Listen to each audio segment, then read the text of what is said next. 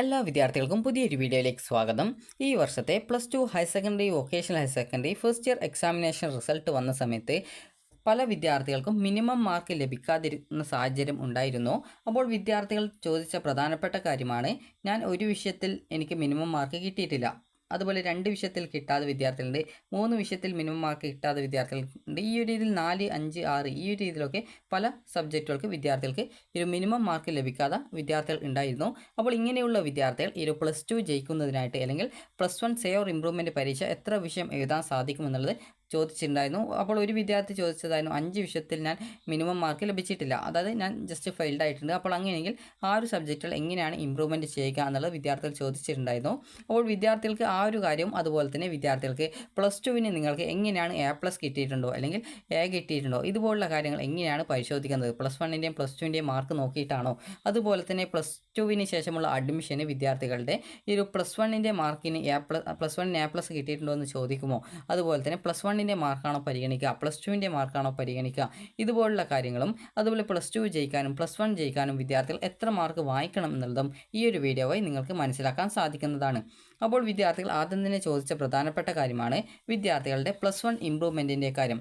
+1 say or improvement പരീക്ഷ നടക്കുക 2026 March മാസത്തിലെ +1 പബ്ലിക് എക്സാമിനേഷൻ്റെ കൂടിയാണ്. അതായത് ഇപ്പോൾ +1ൻ്റെ അഡ്മിഷൻ നേടുന്ന വിദ്യാർത്ഥികൾക്ക് 2026 മാർച്ച് മാസത്തിൽ +1ൻ്റെ പബ്ലിക് എക്സാമിനേഷൻ നടത്തും. അപ്പോൾ അവരോടൊപ്പമാണ് നിങ്ങൾക്ക് +1ൻ്റെ സേ ഓർ ഇംപ്രൂവ്മെൻറ്റ് പരീക്ഷ നടത്തുക. ഇതിൻ്റെ രജിസ്ട്രേഷൻ വരുന്നത് 2025 തന്നെ നിങ്ങളുടെ +2ൻ്റെ പരീക്ഷാ രജിസ്ട്രേഷൻ്റെ കൂടിയായിരിക്കും. അപ്പോൾ +2ൻ്റെ പരീക്ഷയുടെ രജിസ്ട്രേഷൻ എപ്പോഴാണ് വരുന്നത്, ആ ഒരു സമയത്താണ് +1ൻ്റെ സേ ഓർ ഇംപ്രൂവ്മെൻറ്റ് പരീക്ഷയ്ക്കുള്ള രജിസ്ട്രേഷനും നടക്കുക. ഇനി വിദ്യാർത്ഥികൾക്ക് ഈ ഒരു +1ൻ്റെ ഇംപ്രൂവ്മെൻറ്റ് പരീക്ഷയ്ക്ക് 150 രൂപയാണ് ഫീസ് വരിക. ഇനി വിദ്യാർത്ഥികൾക്ക് എത്ര സബ്ജക്റ്റുകൾ പരീക്ഷ എഴുതാം എന്ന് നോക്കാം. ഒരു വിദ്യാർത്ഥിക്ക് +1 ഇംപ്രൂവ്മെൻറ്റ് പരീക്ഷ 3 സബ്ജക്റ്റുകൾ മാത്രമാണ്. മാക്സിമം നിങ്ങൾക്ക് 3 സബ്ജക്റ്റ് മാത്രമാണ് ഇംപ്രൂവ്മെൻറ്റ് ചെയ്യാനായിട്ട് സാധിക്കുകയുള്ളൂ. 3ൽ കൂടുതൽ സബ്ജക്റ്റുകൾ നിങ്ങൾക്ക് ഇംപ്രൂവ്മെൻറ്റ് ചെയ്യാൻ സാധിക്കുന്നതല്ല. അതേസമയം നിങ്ങൾ എത്രയെങ്കിലും സബ്ജക്റ്റ് ആബ്സെൻ്റ് ആയിട്ടുള്ള ഒരു വിദ്യാർത്ഥിയാണെന്ന് വിചാരിക്കുക. അതായത് ഇപ്പോൾ 3 സബ്ജക്റ്റിൻ്റെ പരീക്ഷ നിങ്ങൾ ആബ്സെൻ്റ് ആയിട്ടുണ്ടെന്ന് വിചാരിക്കുക. അതായത് ഇപ്പോൾ 3, 4 സബ്ജക്റ്റ് അല്ലെങ്കിൽ 3, 4, 5, 6 സബ്ജക്റ്റ് നിങ്ങൾ പരീക്ഷ ആബ്സെൻ്റ് ആയിട്ടുണ്ട് എന്ന് വിചാരിക്കാം. ചില വിദ്യാർത്ഥികൾ ഇപ്പോൾ 5 സബ്ജക്റ്റ് ആബ്സെൻ്റ് എന്ത് ചെയ്യുമെന്ന് ചോദിച്ചിട്ടുണ്ടായിരുന്നു. അപ്പോൾ നിങ്ങൾ ശ്രദ്ധിക്കേണ്ട പ്രധാനപ്പെട്ട കാര്യം, 3 സബ്ജക്റ്റ് എല്ലാ വിദ്യാർത്ഥികൾക്കും ഇംപ്രൂവ്മെൻറ്റ് ചെയ്യാനായിട്ട് സാധിക്കും. ഇതോടൊപ്പം നിങ്ങൾ ആബ്സെൻ്റ് ആയിട്ടുള്ള സബ്ജക്റ്റുകളുടെ എണ്ണം എത്രയാണോ അത്രയും സബ്ജക്റ്റ് നിങ്ങൾക്ക് ഇംപ്രൂവ്മെൻറ്റ് ചെയ്യാൻ പറ്റും. അതായത് 3 സബ്ജക്റ്റ് ഇംപ്രൂവ്മെൻറ്റ് ചെയ്യണമെങ്കിൽ അത് ഇംപ്രൂവ്മെൻറ്റുള്ള സേ പരീക്ഷ കൂടി എഴുതാനായിട്ട് സാധിക്കും. അപ്പോൾ 3 സബ്ജക്റ്റ് നിങ്ങൾക്ക് ഇംപ്രൂവ്മെൻറ്റ് ചെയ്യാൻ പറ്റുന്നതിൻ്റെ കൂടെ തന്നെ 3 സബ്ജക്റ്റ് നിങ്ങൾക്ക് സേ പരീക്ഷ എഴുതാനും സാധിക്കും. ഇപ്പോൾ ഒരു വിദ്യാർത്ഥി 5 സബ്ജക്റ്റിന് ആബ്സെൻ്റ് ആയിട്ടുണ്ടെന്ന് വിചാരിക്കുക. അപ്പോൾ അങ്ങനെയെങ്കിൽ എല്ലാ വിദ്യാർത്ഥികൾക്കും എഴുതാൻ സാധിക്കുന്നത് പോലെ ആ ഒരു വിദ്യാർത്ഥിക്ക് 3 സബ്ജക്റ്റ് ഇംപ്രൂവ്മെൻറ്റ് ചെയ്യാനായിട്ട് സാധിക്കും. ഇതോടൊപ്പം നിങ്ങൾക്ക് ആ ഒരു 3 സബ്ജക്റ്റ് ഏതൊക്കെയാണോ നിങ്ങൾ പരീക്ഷ എഴുതാൻ വിട്ടുപോയിട്ടുണ്ടായിരുന്നത്, ആ ഒരു 5 സബ്ജക്റ്റിലുള്ള 3 സബ്ജക്റ്റ് സേ പരീക്ഷ എഴുതാനും സാധിക്കും. നിങ്ങൾക്ക് ആവശ്യമില്ല എങ്കിൽ, അതായത് ഇത്രയും 6 സബ്ജക്റ്റ് പരീക്ഷ എഴുതേണ്ടതില്ല എങ്കിൽ, നിങ്ങൾ ആബ്സെൻ്റ് ആയിട്ടുള്ള 3 സബ്ജക്റ്റ് നിങ്ങൾ ഈ ഒരു സേ അല്ല ഇംപ്രൂവ്മെൻറ്റ് പരീക്ഷ എഴുതുക. അതോടൊപ്പം തന്നെ 2 സബ്ജക്റ്റുകൾ നിങ്ങൾ ഇംപ്രൂവ്മെൻറ്റുള്ള സേ പരീക്ഷ കൂടി എഴുതുക. അതായത് 3 സബ്ജക്റ്റ് എഴുതാതെ ആബ്സെൻ്റ് ആയിട്ടുണ്ടായിരുന്ന ആ ഒരു 3 സബ്ജക്റ്റ്, 5 സബ്ജക്റ്റിൽ 3 സബ്ജക്റ്റ് ഇംപ്രൂവ്മെൻറ്റ് ചെയ്യുക, 2 സബ്ജക്റ്റ് സേ പരീക്ഷ എഴുതുക. അപ്പോൾ ഈ ഒരു സമയത്ത് പല വിദ്യാർത്ഥികളും ചോദിച്ചൊരു പ്രധാനപ്പെട്ട സംശയമാണ്, ഞങ്ങൾ എല്ലാ പരീക്ഷയും എഴുതിയിട്ടുണ്ട്, എന്നാൽ ഞങ്ങൾക്ക് മിനിമം മാർക്ക് ലഭിച്ചിട്ടില്ല, അപ്പോൾ അങ്ങനെയെങ്കിൽ എന്താണ് ചെയ്യുക എന്ന് ചോദിച്ചു കഴിഞ്ഞാൽ നിങ്ങൾ ചെയ്യേണ്ടത് ഇത്ര മാത്രമാണ്. അതായത് ഇപ്പോൾ 5 വിഷയം നിങ്ങൾ തോറ്റിട്ടുണ്ട്. അപ്പോൾ അങ്ങനെയെങ്കിൽ നിങ്ങൾക്ക് ഈ ഒരു ജയിക്കാൻ പറ്റാത്ത സബ്ജക്റ്റുകൾ, അതായത് എല്ലാ സബ്ജക്റ്റിൻ്റെ പരീക്ഷയും നിങ്ങൾ എഴുതിയിട്ടുണ്ട്, എന്നാൽ നിങ്ങൾ 5 സബ്ജക്റ്റ് ഫെയിൽഡ് ആയിട്ടുണ്ട് അല്ലെങ്കിൽ 6 സബ്ജക്റ്റ് ഫെയിൽഡ് ആയിട്ടുണ്ട് എന്നുള്ളത് വിദ്യാർത്ഥികൾ പറഞ്ഞ കാര്യമാണ്. നിങ്ങൾ ആബ്സെൻ്റ് ഒന്നും ആയിട്ടില്ല, പരീക്ഷ എഴുതിയിട്ടുണ്ട്, എന്നാൽ ഫെയിൽഡ് ആയിട്ടില്ല. അപ്പോൾ അങ്ങനെയെങ്കിൽ നിങ്ങൾ ചെയ്യേണ്ടത്, നിങ്ങൾക്ക് മാർക്ക് കൂടുമെന്ന് പ്രതീക്ഷയുണ്ടെങ്കിൽ നിങ്ങൾ റീവാലേഷൻ ആയിട്ട് കൊടുക്കുക. ഇനി നിങ്ങൾക്ക് അതിനും പ്രതീക്ഷയില്ല എന്നാണെങ്കിൽ നിങ്ങൾ ഈ ഒരു 3 സബ്ജക്റ്റ് നിങ്ങൾ +1ൻ്റെ ഇംപ്രൂവ്മെൻറ്റ് പരീക്ഷ എഴുതുക. അതിനുശേഷം ബാക്കിയുള്ള 2 സബ്ജക്റ്റോ അല്ലെങ്കിൽ 6 സബ്ജക്റ്റാണ് നിങ്ങൾ ഫെയിൽഡ് ആയതെങ്കിൽ 6 സബ്ജക്റ്റിൽ 3 സബ്ജക്റ്റ് ബാക്കിയുണ്ടാവും. അപ്പോൾ 3 സബ്ജക്റ്റിൻ്റെ ബാക്കി മാർക്ക്, അതായത് എത്ര മാർക്കാണോ കുറവുള്ളത് ആ ഒരു മാർക്ക് നിങ്ങൾ +2ൻ്റെ പരീക്ഷയിൽ വാങ്ങിച്ചാൽ മതി. ഇനി ഒരു വിദ്യാർത്ഥി ജയിച്ചിട്ടുണ്ടോ ഇല്ലയോ എന്നുള്ളത് എങ്ങനെയാണ് കണക്കാക്കുക എന്ന് ചോദിച്ചു കഴിഞ്ഞാൽ, ഒരു വിദ്യാർത്ഥിയുടെ, അതായത് നിങ്ങളുടെ റിസൾട്ട് നോക്കുന്ന സമയത്ത് വിദ്യാർത്ഥികൾക്ക് കാണാൻ സാധിക്കുന്നതാണ് TE മാർക്ക്, അതുപോലെ തന്നെ CE മാർക്ക്, അതുപോലെ തന്നെ GM, അതുപോലെ തന്നെ ടോട്ടൽ എന്ന് പറഞ്ഞുകൊണ്ട് നിങ്ങൾക്ക് കാണാൻ സാധിക്കുന്നതാണ്. അപ്പോൾ ഈ ഒരു മാർക്കുകളിൽ നിങ്ങളുടെ TE മാർക്ക് മാത്രമാണ് ജയിക്കാനായിട്ട് കൂട്ടുന്നത്. ചില വിദ്യാർത്ഥികൾക്ക് TE മാർക്കും അതുപോലെ ഗ്രേസ് മാർക്കുള്ള വിദ്യാർത്ഥികൾ ഗ്രേസ് മാർക്കിൻ്റെ അടുത്ത് മാർക്ക് കൊടുത്തിട്ടുണ്ടാകും. അപ്പോൾ അങ്ങനെയുള്ള വിദ്യാർത്ഥികൾ ഈ ഒരു TE മാർക്കും ഗ്രേസ് മാർക്കും കൂട്ടിയിട്ടാണ് അങ്ങനെയുള്ള വിദ്യാർത്ഥികൾ ജയിച്ചിട്ടുണ്ടോ ഇല്ലയോ എന്ന് നോക്കുന്നത്. അപ്പോൾ ഇങ്ങനെ ജയിച്ചിട്ടുണ്ടോ ഇല്ലയോ നോക്കുന്നതിനായിട്ട് എത്ര മാർക്കാണ് വേണ്ടതെന്ന് ചോദിച്ചു കഴിഞ്ഞാൽ 60 മാർക്കിൻ്റെ സബ്ജക്റ്റ് ആണെങ്കിൽ അതിൽ നിങ്ങൾക്കൊരു 18 മാർക്ക് കിട്ടിയിട്ടുണ്ടായിരിക്കണം. 80 മാർക്കിൻ്റെ സബ്ജക്റ്റ് ആണെങ്കിൽ നിങ്ങൾക്ക് അതിൽ ഒരു 24 മാർക്ക് കിട്ടിയിട്ടുണ്ടായിരിക്കണം. അപ്പോൾ ഇങ്ങനെയെങ്കിൽ നിങ്ങൾ +1ൻ്റെ പരീക്ഷ ജയിക്കുന്നതാണ്. ഇനി നേരത്തെ പറഞ്ഞു വിദ്യാർത്ഥികൾക്ക് 3 സബ്ജക്റ്റ് ഇമ്പ്രൂവ്മെൻറ്റ് ചെയ്യാം. ഫെയിൽഡ് ആയിട്ടുള്ള 5 സബ്ജക്റ്റ് ഫെയിൽഡ് ആയിട്ടുള്ള വിദ്യാർത്ഥികൾക്ക് 3 സബ്ജക്റ്റ് ഇമ്പ്രൂവ്മെൻറ്റ് ചെയ്യാം. അതോടൊപ്പം തന്നെ 3 സബ്ജക്റ്റ് ഇപ്പോൾ 6 സബ്ജക്റ്റ് ഫെയിൽഡ് ആയിട്ടുണ്ടെങ്കിൽ 3 സബ്ജക്റ്റ് ഇമ്പ്രൂവ്മെൻറ്റ് ചെയ്യാം. അതോടൊപ്പം തന്നെ ബാക്കിയുള്ള 3 സബ്ജക്റ്റിൻ്റെ പരീക്ഷയുടെ മാർക്ക് +2ൻ്റെ പരീക്ഷയിൽ വാങ്ങിച്ചാൽ മതി എന്ന് പറഞ്ഞിട്ടുണ്ടായിരുന്നു. അപ്പോൾ അതുകൊണ്ട് തന്നെ വിദ്യാർത്ഥികൾ എങ്ങനെയാണ് ആ ഒരു മാർക്ക് വാങ്ങിക്കേണ്ടത് എന്ന് പറയാം. ഞാനിപ്പോൾ 4 സബ്ജക്റ്റ് തോറ്റു അല്ലെങ്കിൽ 5 സബ്ജക്റ്റ് തോറ്റു എന്ന് വിചാരിക്കാം. അപ്പോൾ അങ്ങനെയെങ്കിൽ ഞാൻ ജയിച്ചിട്ടുള്ള സബ്ജക്റ്റ് എന്ന് പറയുന്നത് ജയിച്ച സബ്ജക്റ്റല്ല, ജസ്റ്റ് തോറ്റ സബ്ജക്റ്റുകൾ എന്ന് പറയുന്നത് അതിൽ ജയിച്ചിട്ടുള്ളത് മലയാളം മാത്രമേ ജയിച്ചിട്ടുള്ളൂ. ബാക്കി എല്ലാ സബ്ജക്റ്റും ഞാൻ തോറ്റിട്ടുണ്ടെങ്കിൽ ഞാൻ ചെയ്യേണ്ടത് ഇത്ര മാത്രമാണ്. 3 സബ്ജക്റ്റ് ഞാനിപ്പോൾ ഫിസിക്സും അതുപോലെ തന്നെ കെമിസ്ട്രിയും അതുപോലെ തന്നെ ബയോളജിയും ഞാൻ ഇമ്പ്രൂവ്മെൻറ്റ് ചെയ്യാമെന്ന് വിചാരിക്കുന്നു. +1ൻ്റെ ഇമ്പ്രൂവ്മെൻറ്റ് ചെയ്യാമെന്ന് വിചാരിക്കുന്നു. ബാക്കിയുള്ള സബ്ജക്റ്റ് എന്ന് പറയുന്നത് മാത്തമാറ്റിക്സും അതുപോലെ തന്നെ ഇംഗ്ലീഷുമാണ്. അപ്പോൾ ഈ മാത്തമാറ്റിക്സും ഇംഗ്ലീഷിനും മാത്തമാറ്റിക്സിന് എനിക്ക് കിട്ടിയിട്ടുണ്ടായിരുന്നത് TE മാർക്ക് മാത്രമേ എനിക്കുള്ളൂ, ഗ്രേസ് മാർക്ക് ഇല്ല. അതുകൊണ്ട് തന്നെ ഞാൻ TE മാർക്ക് മാത്രമേ നോക്കുന്നുള്ളൂ. അപ്പോൾ എനിക്ക് മാത്സിന് ലഭിച്ചിട്ടുണ്ടായിരുന്നത് എനിക്കൊരു 10 മാർക്കേ കിട്ടിയിട്ടുള്ളൂ എന്ന് വിചാരിക്കുക. അതുപോലെ തന്നെ ഇംഗ്ലീഷിനാണെങ്കിൽ എനിക്ക് കിട്ടിയിട്ടുണ്ടായിരുന്നത് ഒരു 20 മാർക്കേ കിട്ടിയുള്ളൂ. 4 മാർക്കിൻ്റെ കുറവിടെ TE മാർക്കിന് ഉണ്ട്. അപ്പോൾ അങ്ങനെയെങ്കിൽ ഞാൻ ചെയ്യേണ്ടത് +2ൻ്റെ പരീക്ഷ എഴുതുന്ന സമയത്ത് ഞാൻ ഇവിടെ മാത്സിൻ്റെ പരീക്ഷയിൽ +2ൻ്റെ മാത്സ് പരീക്ഷ എഴുതുന്ന സമയത്ത് ഞാൻ അവിടെ 8 മാർക്കിൻ്റെ കുറവുണ്ട്. അപ്പോൾ ആ ഒരു കുറവുള്ള മാർക്ക് ഞാൻ ടോട്ടൽ കൂട്ടിയിട്ട് ജയിക്കാൻ വേണ്ട 18 മാർക്കിൻ്റെ കൂടെ ഇവിടെ കുറവുള്ള 8 മാർക്ക് കൂടി കൂട്ടിയിട്ട് ഞാൻ വാങ്ങിക്കുന്നു. ഇവിടെ എനിക്ക് 4 മാർക്കിൻ്റെ കുറവാണ് ഉള്ളത്. അപ്പോൾ +2ൻ്റെ പരീക്ഷയിൽ ഇംഗ്ലീഷിൽ ജയിക്കാനായിട്ട് വേണ്ടത് 24 മാർക്കാണ്. അപ്പോൾ 24 മാർക്കിൻ്റെ കൂടെ ഇവിടെ കുറവുള്ള 4 മാർക്ക് കൂടി കൂട്ടിയിട്ട് ഞാൻ വാങ്ങിക്കുന്നു. അപ്പോൾ ഈ ഒരു രീതിയിൽ നിങ്ങൾക്ക് ഈ ഒരു +2 ജയിക്കാനായിട്ട് പറ്റുന്നതാണ്. ഇനി വിദ്യാർത്ഥികൾ ചോദിച്ച മറ്റൊരു പ്രധാനപ്പെട്ട കാര്യമാണ് വിദ്യാർത്ഥികൾക്ക് ജയിക്കാനായിട്ട് എത്ര മാർക്ക് നിങ്ങൾക്ക് +1 +2 വേണം എന്നുള്ളത്. അപ്പോൾ വിദ്യാർത്ഥികൾക്ക് +1 അല്ലെങ്കിൽ +2 ജയിക്കുന്നതിനായിട്ട് നിങ്ങൾക്ക് പരിഗണിക്കുന്നത് നേരത്തെ പറഞ്ഞു TE മാർക്ക്, പരീക്ഷയിൽ നിങ്ങൾക്ക് കിട്ടിയിട്ടുള്ള മാർക്കാണ് TE മാർക്ക് എന്നതുകൊണ്ട് ഉദ്ദേശിക്കുന്നത്. ഇനി വിദ്യാർത്ഥികൾക്ക് ഈ ഒരു TE മാർക്ക് കൊണ്ട് ഉദ്ദേശിക്കുന്നത് ഈ ഒരു പരീക്ഷയിൽ കിട്ടിയിട്ടുള്ള മാർക്കാണ്.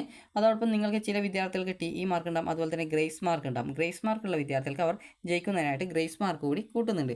അപ്പോൾ ഇങ്ങനെ കൂട്ടിയിട്ട് നിങ്ങൾക്ക് ജയിക്കാനായിട്ടുള്ള മാർക്ക് എന്ന് പറയുന്നത് 60 മാർക്കിൻ്റെ സബ്ജക്റ്റാണ്. അതുപോലെ തന്നെ 80 മാർക്കിൻ്റെ സബ്ജക്റ്റ് നോക്കാം. അപ്പോൾ +1ൽ നോക്കുന്ന സമയത്ത് നിങ്ങൾക്ക് ഈ ഒരു രീതിയിൽ TE മാർക്കോ അല്ലെങ്കിൽ TE മാർക്കും ഗ്രേസ് മാർക്കും ഉൾപ്പെടെ 60 മാർക്കിൻ്റെ സബ്ജക്റ്റിൽ നിങ്ങൾക്ക് 18 മാർക്ക് കിട്ടിയിട്ടുണ്ടായിരിക്കണം.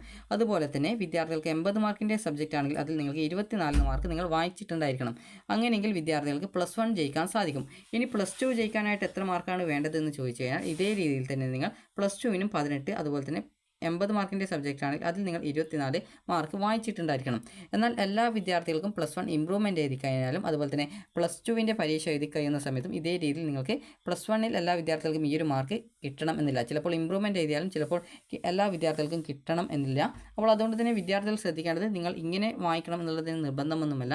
നിങ്ങൾക്ക് ചിലപ്പോൾ +1ന് 18 കിട്ടിയിട്ടില്ലെങ്കിൽ +1ന് ഇപ്പോൾ 10 മാർക്കേ കിട്ടിയുള്ളൂ എങ്കിൽ +2ന് അതിന് നിങ്ങൾ എത്ര മാർക്ക് കുറവുണ്ടോ ആ ഒരു മാർക്ക് വായിച്ചാൽ മതിയാവും.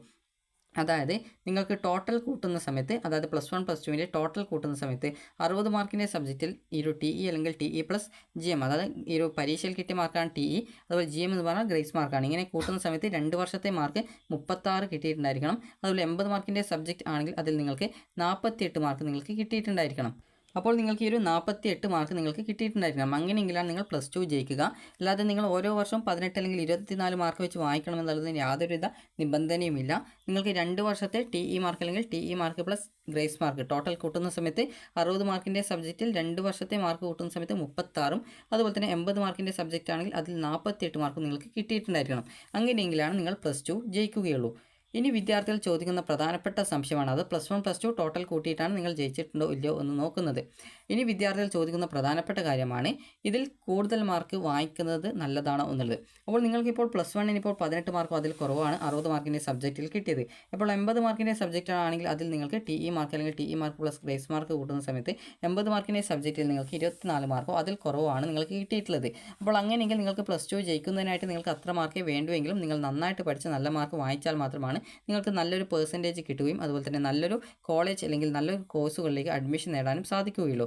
കാരണം ഇത് എന്ന് പറയുന്നത് ജസ്റ്റ് നിങ്ങൾക്ക് ജയിക്കാൻ വേണ്ട മിനിമം മാർക്ക് മാത്രമാണ് 2 വർഷത്തെ 36 അതുപോലെ 48 മാർക്ക് എന്ന് പറയുന്നത്. അപ്പോൾ നിങ്ങൾക്ക് ഇതിൽ കൂടുതൽ മാർക്ക് എത്രത്തോളം മാർക്ക് വാങ്ങിക്കാൻ പറ്റുമോ അത്രത്തോളം മാർക്ക് അടുത്ത +2 പരീക്ഷയിൽ വാങ്ങിക്കുക. കാരണം ഇപ്പോൾ നിങ്ങൾ ഏകദേശം ക്ലാസ്സുകൾ ആരംഭിച്ച് തുടങ്ങിയിട്ടേ ഉള്ളൂ. അപ്പോൾ അപ്പോഴേക്കും നിങ്ങൾ ഇനി അടുത്ത +2ൻ്റെ ക്ലാസ്സുകൾ എടുക്കുന്ന സമയത്ത് കൃത്യമായിട്ട് നന്നായിട്ട് പഠിക്കുകയാണെങ്കിൽ വിദ്യാർത്ഥികൾക്ക് നല്ല മികച്ചൊരു മാർക്ക് തന്നെ കിട്ടാൻ സാധ്യതയുണ്ടാകും. അപ്പോൾ 60 മാർക്കിൻ്റെ സബ്ജക്റ്റ് ആണെങ്കിൽ നിങ്ങൾ അതിലൊരു അതായത് 50 മാർക്കെങ്കിലും അത് 50 മാർക്കെങ്കിലും വായിക്കുന്ന രീതിയിൽ നന്നായിട്ട് പഠിക്കുക. അതുപോലെ 80 മാർക്കിൻ്റെ സബ്ജക്റ്റ് ആണെങ്കിൽ അതിൽ നിങ്ങളൊരു 70 മാർക്കെങ്കിലും വായിക്കുന്ന രീതിയിൽ +2 വായിക്കുന്ന രീതിയിൽ നന്നായിട്ട് പഠിക്കുക. അപ്പോൾ അങ്ങനെയെങ്കിൽ നിങ്ങൾക്കത് നല്ലൊരു ഉപകാരപ്രദമായിരിക്കും. ഇനി വിദ്യാർത്ഥികൾ ചോദിക്കുന്ന പ്രധാനപ്പെട്ട കാര്യമാണ് ജയിക്കാനായിട്ട് നിങ്ങളുടെ ഏതൊക്കെ മാർക്കുകൾ പരിഗണിക്കും, അതുപോലെ തന്നെ ഗ്രേഡ് കണക്കാക്കുന്നതിനായിട്ട് ഏതൊക്കെ മാർക്കുകളാണ് പരിഗണിക്കുക എന്നുള്ളത്. അപ്പോൾ ഗ്രേഡ് കണക്കാക്കുന്നത് നിങ്ങളുടെ +1ൻ്റെയും +2ൻ്റെയും ടോട്ടൽ മാർക്ക് നോക്കിയിട്ടാണ്, അല്ലാതെ +1ൻ്റെ മാർക്ക് നോക്കിയിട്ടല്ല. കാരണം നിങ്ങൾക്ക് +1ൻ്റെ റിസൾട്ട് നോക്കുന്ന സമയത്ത് തന്നെ അതിൽ കാണാൻ പറ്റും TE മാർക്ക്, അതുപോലെ തന്നെ CE മാർക്ക്, അതുപോലെ തന്നെ GM അതായത് ഗ്രേസ് മാർക്ക്, അതുപോലെ തന്നെ ടോട്ടൽ എന്ന് പറഞ്ഞുകൊണ്ട് കാണാൻ പറ്റും. ഇതിൽ നിങ്ങൾക്ക് എവിടെയും നിങ്ങളുടെ ഗ്രേഡ് അവിടെ രേഖപ്പെടുത്തിയത് കാണാൻ സാധിക്കത്തില്ല. അതിന് കാരണം എന്ന് പറയുന്നത് ഒരു വിദ്യാർത്ഥിയുടെ +1ൻ്റെ മാർക്കും +2ൻ്റെ മാർക്കും ടോട്ടൽ കൂട്ടിയിട്ടാണ് നിങ്ങൾക്ക് ഗ്രേഡ് നൽകുന്നത്. അല്ലാതെ +1ന് ഇന്ന ഗ്രേഡ് +2ന് ഇന്ന ഗ്രേഡ് എന്ന് പറഞ്ഞുകൊണ്ട് അല്ല രേഖപ്പെടുത്തുന്നത്. അതുപോലെ തന്നെ പല വിദ്യാർത്ഥികളും അതായത് ഒരു വിദ്യാർത്ഥി ചോദിച്ചതാണ്, ഇപ്പോൾ 12 സബ്ജക്റ്റിനാണോ ഈ ഒരു വിദ്യാർത്ഥികൾക്ക് ഈ ഒരു മാർക്ക് കണക്കാക്കി അതിന് ഗ്രേഡ് കണക്കാക്കുന്നത് എന്നുള്ളത്. ഇങ്ങനെ നിങ്ങൾക്ക് 12 സബ്ജക്റ്റ് അല്ല ഉള്ളത്, 6 സബ്ജക്റ്റ് മാത്രമേ ഉള്ളൂ. അപ്പോൾ 6 സബ്ജക്റ്റ് എന്ന് പറയുമ്പോൾ +1ൻ്റെ കണ്ടിന്യൂഷനാണ് +2ൽ നടത്തുന്നത്. അപ്പോൾ അതുകൊണ്ട് തന്നെ +1ലുള്ള സെയിം സബ്ജക്റ്റ് തന്നെയാണ് +2ലും ഉള്ളത്. അപ്പോൾ അതുകൊണ്ട് തന്നെ ഈ ഒരു 6 സബ്ജക്റ്റുകളാണ് നിങ്ങൾക്ക് +1 +2 ടോട്ടലായിട്ട് നോക്കുമ്പോൾ ഉണ്ടാവുക. കാരണം നിങ്ങൾക്ക് ഫിസിക്സ് എന്ന് പറയുന്നത് അതിൽ ഇപ്പോൾ ഫിസിക്സും കെമിസ്ട്രിയും നോക്കുന്ന സമയത്ത് തന്നെ ഫിസിക്സ് +1ലെ ഫിസിക്സ് +2ലെ ഫിസിക്സ് അതിൻ്റെ കണ്ടിന്യൂഷൻ ആയിട്ടാണ് വരുന്നത്. അപ്പോൾ അതുകൊണ്ട് തന്നെ നിങ്ങൾക്ക് 12 സബ്ജക്റ്റ് അല്ല 6 സബ്ജക്റ്റുകൾ മാത്രമാണ് നിങ്ങൾക്ക് +1 +2 ടോട്ടലായിട്ട് ഉണ്ടാവുക. അപ്പോൾ ആ ഒരു കാര്യം നിങ്ങൾ പ്രത്യേകം ശ്രദ്ധിക്കുക. 12 സബ്ജക്റ്റിലുള്ള 6 സബ്ജക്റ്റുകളാണ് ഉണ്ടാകുക. അതുപോലെ +1ൻ്റെയും +2ൻ്റെയും ടോട്ടൽ മാർക്ക് കൂട്ടിയിട്ടാണ് നിങ്ങൾക്ക് ഗ്രേഡ് കണക്കാക്കുന്നത്. ഇനി വിദ്യാർത്ഥികൾക്ക് ഈ ഒരു +1 +2 ടോട്ടലായിട്ട് നിങ്ങൾക്ക് ജയിക്കാനായിട്ട് എത്ര മാർക്ക് നിങ്ങൾ നേടിയിരിക്കണം എന്നാണ് പറയാനായിട്ട് പോകുന്നത്.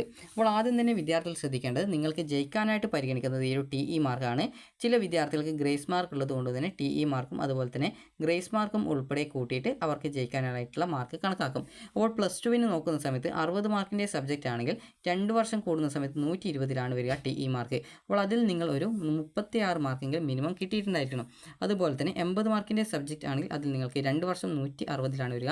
അങ്ങനെ ടോട്ടൽ 48 മാർക്ക് നിങ്ങൾ അതിൽ ജയിക്കാനായിട്ട് 2 വർഷം കൂടി TE മാർക്കിനത്തിൽ അല്ലെങ്കിൽ ഗ്രേസ് മാർക്ക് ഉൾപ്പെടെ നിങ്ങൾ വാങ്ങിച്ചിട്ടുണ്ടായിരിക്കണം. ഇനി നിങ്ങൾക്ക് ഈ ഒരു ഗ്രേഡ് കണക്കാക്കുന്ന സമയത്ത് നേരത്തെ പറഞ്ഞു ജയിക്കാനായിട്ട് ഈ ഒരു TE മാർക്കും അതുപോലെ TE + GM മാർക്കുമാണ് നിങ്ങൾക്ക് പരിഗണിക്കുന്നത് എന്നുള്ളത്. എന്നാൽ ഈ ഒരു ഗ്രേഡ് കണക്കാക്കുന്നതിനായിട്ട് പരിഗണിക്കുന്ന TE മാർക്ക്, അതുപോലെ തന്നെ ഗ്രേസ് മാർക്കുള്ളവർക്ക് ഗ്രേസ് മാർക്ക് ഇല്ലെങ്കിൽ TE മാർക്ക് മാത്രം. ഇതോടൊപ്പം പ്രാക്ടിക്കൽ എക്സാമിനേഷൻ ഉണ്ടാകും, അതുപോലെ പ്രാക്ടിക്കൽ എക്സാമിനേഷൻ്റെ മാർക്ക്, അതുപോലെ തന്നെ CE മാർക്ക്. ഇങ്ങനെ ടോട്ടലായിട്ട് നിങ്ങൾക്ക് എത്ര തരം മാർക്കുകളുണ്ടോ അതൊക്കെ ഓരോ സബ്ജക്റ്റിൻ്റെയും കൂട്ടിയിട്ടാണ് ഗ്രേഡ് കണക്കാക്കുന്നത്. ഇനി വിദ്യാർത്ഥികൾ ചോദിച്ച പ്രധാനപ്പെട്ട സംശയം നോക്കാം. നിങ്ങൾക്ക് A+ കിട്ടാനായിട്ട് എത്ര മാർക്ക് വേണം എന്നുള്ളത്. അപ്പോൾ A+ ഒക്കെ കിട്ടുന്നതിനായിട്ട് നിങ്ങൾക്ക് പരിഗണിക്കുന്നത് +1ൻ്റെയും +2ൻ്റെയും ടോട്ടൽ മാർക്ക് നോക്കിയിട്ട് 2 വർഷത്തെയും കൂട്ടിയിട്ടാണ് നിങ്ങൾക്ക് A+ ഗ്രേഡ് കണക്കാക്കുന്നത്. അപ്പോൾ A+ കിട്ടണമെങ്കിൽ നിങ്ങൾക്ക് 150 മുതൽ 200 വരെ മാർക്ക് വേണം. അതുപോലെ A ഗ്രേഡ് കിട്ടണമെങ്കിൽ 160 മുതൽ 179 വരെ മാർക്ക് വേണം. അതുപോലെ B+ കിട്ടണമെങ്കിൽ 140 മുതൽ 159 വരെ മാർക്ക് വേണം. B ഗ്രേഡ് കിട്ടണമെങ്കിൽ 120 മുതൽ 139 വരെ മാർക്ക് വേണം. C+ കിട്ടണമെങ്കിൽ 100 മുതൽ 119 വരെ വേണം. C ഗ്രേഡ് കിട്ടണമെങ്കിൽ 80 മുതൽ 99 വരെ വേണം. അതുപോലെ തന്നെ ഈ ഒരു D+ കിട്ടണമെങ്കിൽ 60 മുതൽ 79 വരെ വേണം. D കിട്ടണമെങ്കിൽ 40 മുതൽ 59 വരെ. ഈ ഗ്രേഡാണ് കിട്ടുന്നതെങ്കിൽ 40ന് താഴെ മാർക്ക് കിട്ടിയാൽ മതി. അതുപോലെ ഇവിടെ നിങ്ങൾക്ക് കാണാം ഈ ഒരു C+ൻ്റെ നേരെ ഒക്കെ കൃത്യമായിട്ട് 30% TE മാക്സിമം എന്ന് പറഞ്ഞുകൊണ്ട് കൊടുത്തിട്ടുണ്ട്. ഇത് എന്താണ് എന്ന് ചോദിച്ചു കഴിഞ്ഞാൽ ചില വിദ്യാർത്ഥികൾക്ക് അതായത് നിങ്ങളുടെ ഈ ഒരു +2ൻ്റെ റിസൾട്ട് വരുന്ന സമയത്ത് +1ൻ്റെയും അതുപോലെ +2ൻ്റെയും ടോട്ടൽ TE മാർക്ക് കൂട്ടുന്ന സമയത്ത് ചില വിദ്യാർത്ഥികൾക്ക് ഗ്രേസ് മാർക്ക് ഉണ്ടാകും. അങ്ങനെയുള്ള വിദ്യാർത്ഥികൾക്ക് ഗ്രേസ് മാർക്ക് ഉൾപ്പെടെ നോക്കുന്ന സമയത്ത് ഈ ഒരു TE മാർക്ക് അല്ലെങ്കിൽ TE മാർക്ക് + ഗ്രേസ് മാർക്ക് ഉൾപ്പെടെ നോക്കുന്ന സമയത്ത് 60 മാർക്കിൻ്റെ സബ്ജക്റ്റ് +1 +2 ടോട്ടൽ നോക്കുന്ന സമയത്ത് ഈ ഒരു 36 മാർക്കാണ് ജയിക്കാനായിട്ട് വേണ്ടത്. അപ്പോൾ ചില വിദ്യാർത്ഥികൾക്ക് ചിലപ്പോൾ 35 മാർക്കൊക്കെ ലഭിക്കുന്ന സാഹചര്യത്തിലാണ് ഈ ഒരു രീതിയിൽ ഇങ്ങനെ C+ കിട്ടിയാലും ആ ഒരു വിദ്യാർത്ഥി തോൽക്കുന്ന സാഹചര്യം വരിക. അതുപോലെ 80 മാർക്കിൻ്റെ സബ്ജക്റ്റിൽ ജയിക്കാനായിട്ട് 48 മാർക്കാണ് 2 വർഷം കൂടി വേണ്ടത്. എന്നാൽ ചില വിദ്യാർത്ഥികൾക്ക് 47 ഒക്കെ കിട്ടിയിട്ട് അങ്ങനെ ഫെയിൽഡ് ആവാനുള്ള സാധ്യതയുണ്ട്. അപ്പോൾ അതുകൊണ്ടാണ് ഈ ഒരു C അല്ലെങ്കിൽ D+ അല്ലെങ്കിൽ DE ഗ്രേഡുകൾക്ക് 30% TE മാക്സിമം എന്ന് പറഞ്ഞുകൊണ്ട് അല്ലെങ്കിൽ മിനിമം എന്ന് പറഞ്ഞുകൊണ്ട് കൊടുത്തിട്ടുള്ളത്. ഇനി അടുത്തതായിട്ട് വിദ്യാർത്ഥികൾ ചോദിക്കുന്നതാണ് +1ൻ്റെ മാർക്കും +2ൻ്റെ മാർക്കും അഡ്മിഷനുകൾക്ക് എങ്ങനെയാണ് പരിഗണിക്കുക എന്നുള്ളത്. അപ്പോൾ +1ൻ്റെ മാർക്ക് യാതൊരുവിധ കാര്യങ്ങൾക്കും അതായത് പരിഗണിക്കാതെ ഒന്നുമില്ല. എന്നാൽ +2ൻ്റെ മാർക്ക് മാത്രമായിട്ട് നിങ്ങൾക്ക് പരിഗണിക്കുന്നുണ്ട്. അപ്പോൾ നിങ്ങൾ +2ൻ്റെ ബയോളജി സയൻസ് അല്ലെങ്കിൽ സയൻസ് വിഭാഗം വിദ്യാർത്ഥികൾ ആണെങ്കിൽ കേരള എഞ്ചിനീയറിംഗ് മെഡിക്കൽ അലൈഡ് കോഴ്സുകളിലേക്കുള്ള പ്രവേശനം, അതുപോലെ നീറ്റ് UG 2025, അതുപോലെ ആർക്കിടെക്ചർ അഡ്മിഷൻ, ഇതുപോലുള്ള വിവിധ കോഴ്സുകളിലേക്കുള്ള പ്രവേശനത്തിനായിട്ട് വിദ്യാർത്ഥികളുടെ +2ൻ്റെ അത് സെക്കൻഡ് ഇയറിൻ്റെ ഫിസിക്സ്, കെമിസ്ട്രി, മാത്സ്, അതുപോലെ തന്നെ ബയോളജി എന്നിവയുടെ മാർക്കാണ് പരിഗണിക്കുക. അവിടെ +1ൻ്റെ മാർക്ക് പരിഗണിക്കുന്നില്ല. അപ്പോൾ അതുകൊണ്ട് തന്നെ +2ൻ്റെ മാർക്ക് പ്രകാരമാണ് അതിലേക്കൊക്കെ അഡ്മിഷൻ നൽകുന്നത്. ഇനിയിപ്പോൾ നിങ്ങളിപ്പോൾ ഡിഗ്രി അഡ്മിഷനൊക്കെയാണ് നേടുന്നതെങ്കിൽ ഈ ഒരു +1ൻ്റെയും +2ൻ്റെയും ടോട്ടൽ മാർക്ക് നോക്കിയിട്ടാണ് വിദ്യാർത്ഥികൾക്ക് അഡ്മിഷൻ ലഭിക്കുക. അല്ലാതെ ഗ്രേഡ് നോക്കിയിട്ടല്ല, നിങ്ങളുടെ മാർക്ക് മാത്രം നോക്കിയിട്ടാണ് നിങ്ങൾക്ക് അഡ്മിഷൻ കിട്ടുക. അപ്പോൾ വിദ്യാർത്ഥികൾക്ക് നിങ്ങളുടെ ഈ ഒരു +1ൻ്റെ സേവർ ഇംപ്രൂവ്മെൻറ്റ് പരീക്ഷയെക്കുറിച്ചുള്ള കാര്യം മനസ്സിലായിട്ടുണ്ടാകുമെന്ന് കരുതുന്നു. അതുപോലെ തന്നെ +1ൻ്റെ സേവർ ഇംപ്രൂവ്മെൻറ്റ് പരീക്ഷ നടക്കുക 2026 മാർച്ച് മാസത്തിൽ +1 പബ്ലിക് എക്സാമിനേഷൻ്റെ കൂടെയാണ് എന്ന് പറഞ്ഞു. അതുകൊണ്ട് തന്നെ വിദ്യാർത്ഥികൾ ശ്രദ്ധിക്കേണ്ട പ്രധാനപ്പെട്ട കാര്യം, നിങ്ങൾക്ക് +2 പരീക്ഷ നടക്കുന്നതിൻ്റെ ഇടയിലായിട്ടാണ് +1ൻ്റെ പബ്ലിക് എക്സാമിനേഷൻ നടത്തുക. അപ്പോൾ അതുകൊണ്ട് തന്നെ നിങ്ങൾക്ക് ഒരു ദിവസം ഈ ഒരു +2 പരീക്ഷയാണെങ്കിൽ അടുത്ത 2 ദിവസം കഴിഞ്ഞ ശേഷം +1ൻ്റെ ഇംപ്രൂവ്മെൻറ്റ് പരീക്ഷ ഉണ്ടാകും. അതുകൊണ്ട് തന്നെ നിങ്ങൾ ശ്രദ്ധിക്കേണ്ടത്, നിലവിൽ നിങ്ങൾ +1 ഇംപ്രൂവ്മെൻറ്റ് പരീക്ഷ എഴുതുന്നതിനേക്കാൾ കൂടുതൽ നല്ലത് അത് എഴുതുന്നതിന് പ്രശ്നം ഉണ്ട് എന്നല്ല, നിങ്ങൾ അത് എഴുതുന്നതിൻ്റെ കൂടെ തന്നെ +2ൻ്റെ പരീക്ഷയ്ക്ക് നന്നായിട്ട് പഠിച്ച് 60 മാർക്കിൽ നിങ്ങളൊരു 50 മാർക്കോ 80 മാർക്കിൻ്റെ സബ്ജക്റ്റിൽ നിങ്ങളൊരു 70 മാർക്കോ +2ൻ്റെ പരീക്ഷകളിൽ വാങ്ങിക്കാനായിട്ട് ശ്രദ്ധിക്കുക. ഇപ്പോഴേ നിങ്ങൾ നന്നായിട്ട് പഠിക്കുകയാണെങ്കിൽ നിങ്ങൾക്ക് ആ ഒരു രീതിയിൽ മാർക്ക് വാങ്ങിക്കാം. ഇനി അതല്ല, പരീക്ഷയുടെ തലേന്നാണ് പഠിക്കാനായിട്ട് ഉദ്ദേശിക്കുന്നതെങ്കിൽ നിങ്ങൾക്ക് പ്രത്യേകിച്ച് ജസ്റ്റ് പാസ് മാർക്കൊക്കെ മാത്രമേ നിങ്ങൾക്ക് ചിലപ്പോൾ ലഭ്യമാകാൻ സാധ്യതയുള്ളൂ. കാരണം ആദ്യം മുതൽ പഠിക്കാനായിട്ട് നിങ്ങളോട് പറയാനുള്ള കാരണം എന്ന് പറയുന്നത്, നിങ്ങൾക്ക് എന്താണ് ക്ലാസ്സിൽ എടുക്കുന്നതെന്ന് കൃത്യമായിട്ട് ആ ഒരു സമയം തൊട്ട് മനസ്സിലാക്കാൻ പറ്റും. അപ്പോൾ അതുകൊണ്ട് തന്നെ കൃത്യമായിട്ട് റിവിഷനും കാര്യങ്ങളൊക്കെ വെച്ചിട്ട് നിങ്ങൾ പഠിക്കുകയാണെങ്കിൽ നിങ്ങൾക്ക് നല്ലൊരു മാർക്ക് വാങ്ങിക്കാനായിട്ട് പറ്റുന്നതാണ്. അപ്പോൾ വിദ്യാർത്ഥികൾക്ക് ഈ ഒരു വീഡിയോ ഉപകാരപ്രദമായിട്ടുണ്ടെങ്കിൽ ലൈക്ക് ചെയ്യുക, ഷെയർ ചെയ്യുക. Thank you for watching.